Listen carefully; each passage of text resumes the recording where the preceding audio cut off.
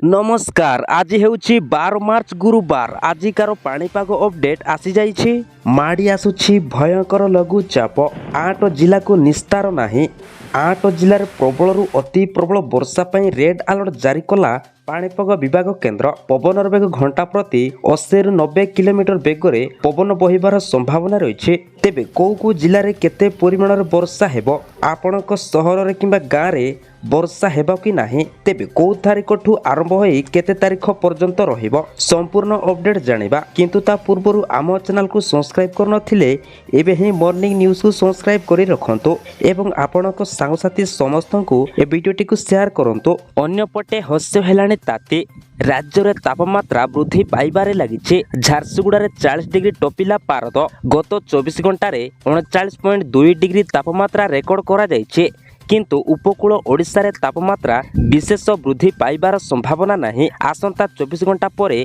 राज्यर सर्वाधिक तापमात्रा 2 ରୁ 3 डिग्री पर्यंत वृद्धि पाउछि सेपटे दक्षिण झारखंड उत्तर छत्तीसगढ़ और अभ्यंतरण ओडिशा उपरे एक निम्न चाप रेखा सक्रिय रहिছে एहा प्रभाव रे आसंता 24 घंटा मध्यरे मयूरभंज केन्दुझर बालेश्वर और भद्रक जिले में किछि अंचल रे बिजुली घड़घड़ी सह वर्षा हेबार संभावना रहिছে एथिपाई 4 जिला को येलो जारी करिछि पाणीपाग विभाग केन्द्र सेपटे गतकाली सूचना थिला कि 2 ରୁ 3 डिग्री पर्यंत बढ़िबो दिन तापमात्रा एनै आकलन करिछि पाणीपाग विभाग केन्द्र तेबे आसंता 5 दिन पर्यंत राज्य में पाग सुखिला रहिबो ग्रीष्म आरंभरु ताती आरंभ गत 24 घंटा मध्यरे 38.6 डिग्री सेल्सियस सह झारसुगुड़ा सबुठु उत्तप्त सहर पालटिছে सही बळी रायगड़ा रे सर्वनिम्न तापमात्रा 17.4 डिग्री सेल्सियस रेकर्ड करा जायছে सेपटे आगामी 24 घंटा रे वर्षा पय 4 जिला को येलो वार्निंग जारी करिछि पाणीपाग विभाग केन्द्र तेबे से जिला गुड़िक हेउछि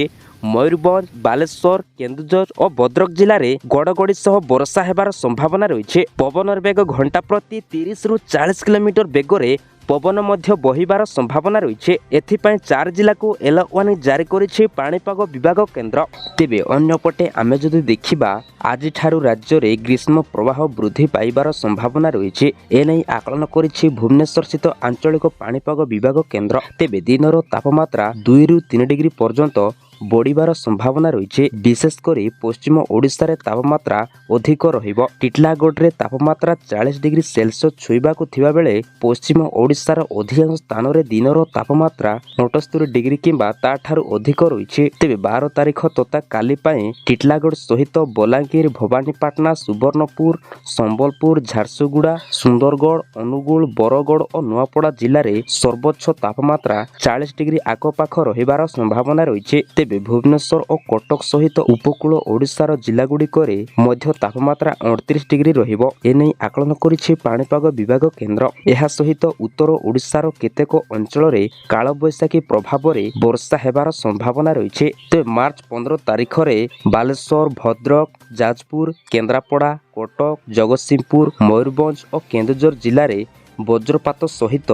प्रबल अति प्रबल वर्षा हेबार संभावना रही पवनर बेग घंटा प्रति 30 ରୁ 40 किलोमीटर बेगरे पवन मध्य बहिबार संभावना रही एहा छड़ा 12 तारीख रे मयूरभंज केन्दुझर बालेश्वर और भद्रक जिले में केतेक स्थान रे मध्यम धरणर वर्षा हेबार संभावना रही पवनर बेग घंटा प्रति 40 ରୁ 50 किलोमीटर बेगरे पवन मध्य बहिबार संभावना रही तेबे 7 दिन धरी मुख्यतः पाग सुखिला रहिबो एनै आकलन करिछि पाणीपाग विभाग केन्द्र तेबे गतकाली झारसुगुड़ा रे राज्यर सर्वोच्च तापमात्रा 37.6 डिग्री रेकर्ड करा जायथिबा बेले टिटलागढ़ रे 38 डिग्री बलांगीर रे 35.5 डिग्री नयागढ़ रे 36.2 डिग्री भवानीपाटना रे 36.2 डिग्री और सुंदरगढ़ और नुआपड़ा रे 36 डिग्री तापमात्रा रेकर्ड करा जायछि